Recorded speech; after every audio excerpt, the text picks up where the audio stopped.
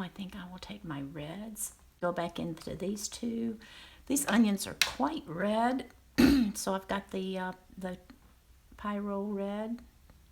This is a gorgeous color by Core, and I'm going to add just a tiny bit of Payne's Gray to a little bit of it to push it darker, so that I can get these dark places right in here, maybe even a little bit more, because those areas are quite dark right there and over here. This actually needs to come out here like this, so we can correct that. And I will push this like this.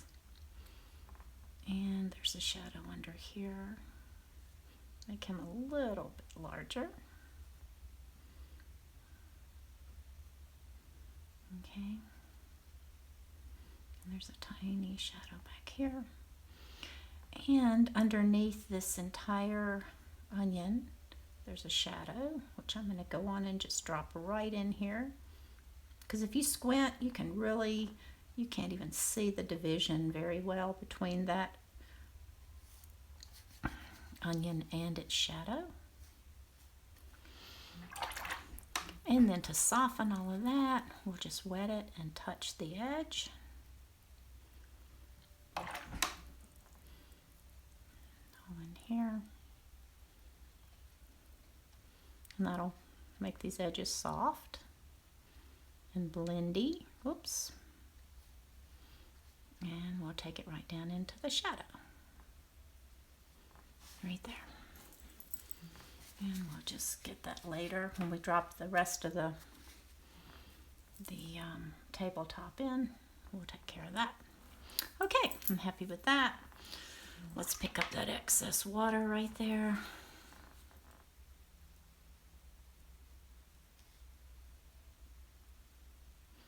We didn't want to pick the paint up as well. So there we go. Now see, that's already looking better. When you have an edge like this that basically disappears, that's called a lost edge. And a hard, sharp edge is called a found edge. All right, so let's go over and do the same thing with this one. And we will start here. This is amazingly, these onions are amazingly bright.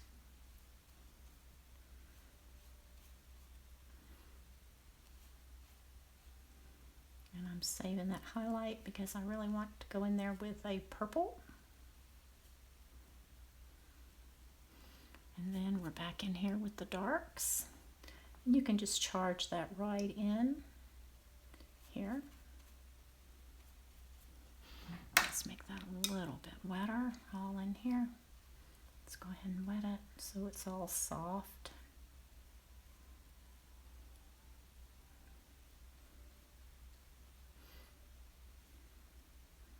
And again, we have that same situation with a shadow. I'm going to drop in right now. Now, we got to get that out of there.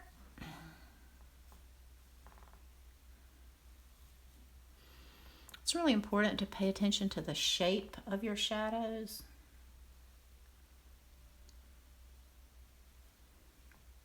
That's kind of pointy, more like that. This shadow actually continues over in here. So we'll go ahead and put it in here while we're here.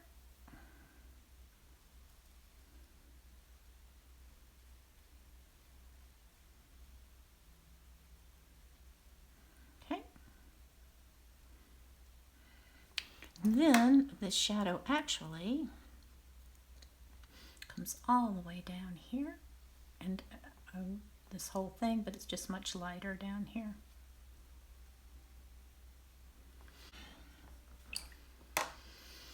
And this actual one back here that you can't even see, I'm just going to suggest with a very dark purple, and we'll drop a little red in there in a minute, because we don't really want that to be the focus. Take a little bit of a violet and drop it in here, And a little bit there. And up in here. The stem has actually disappeared, so we're going to have to bring it back.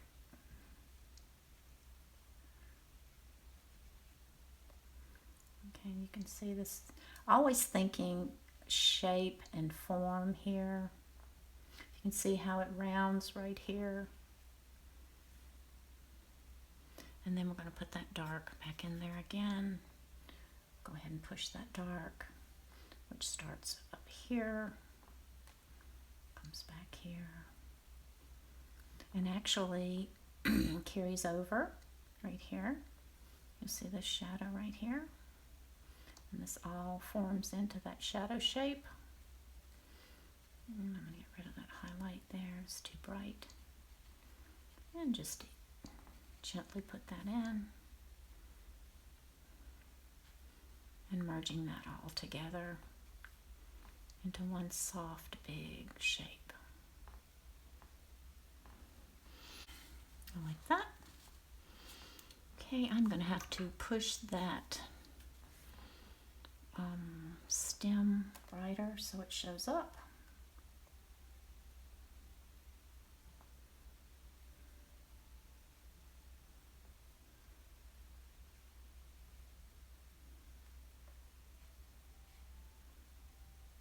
Just suggest some of the onion's lines.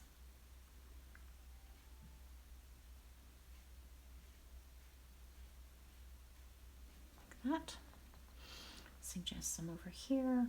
The lines of the onion basically follow the contour of the shape. So, and they all emanate from this point right here where the stem is. So they're all kind of like this. And they go like that. And we'll soften all that. Because this is just suggestion. We'll build it up as we go. Okay. And the stem, to get more attention to this stem, I'm going to drop in some quinacridone magenta around here. And I'm going to drop in some quinacridone magenta there. And here. There's a little bit back there.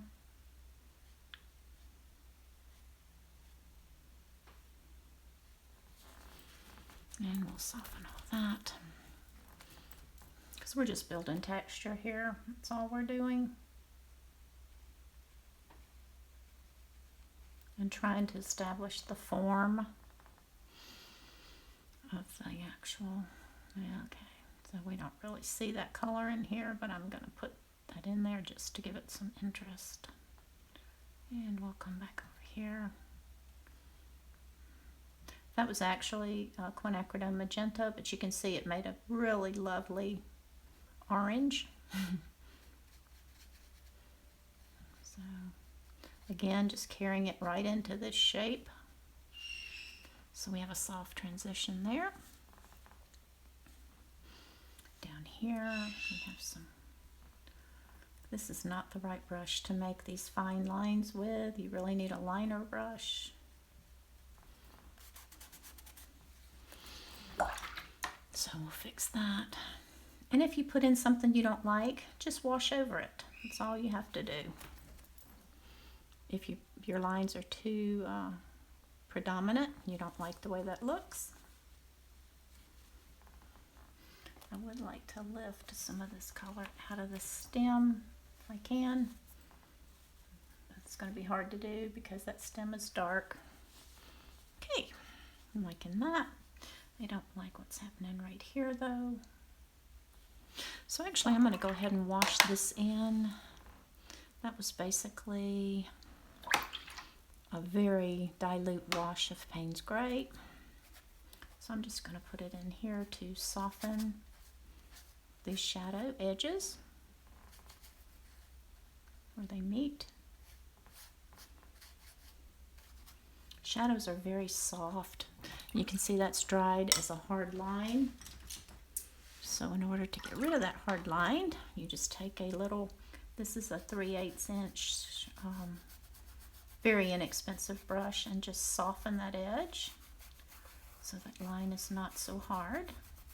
Just like a scrub brush, just gently scrubbing it so all these shadows fade out.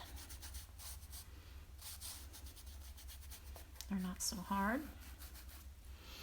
Okay, I'm liking that. I feel like I need one more wash of this really dark back here. Usually when you do a black background, it takes me 3 or 4 washes to actually get that background as dark as I want it to be. So I'll just take this, and I always make sure that you have lots of your dark made up so that you're not having to go back in and mix it again, especially if you've mixed it. And if you're worried about it being too harsh, you can always wet the paper first, which is what I did on the first wash here. But as long as I keep a wet edge, that's this right here, then we should be fine.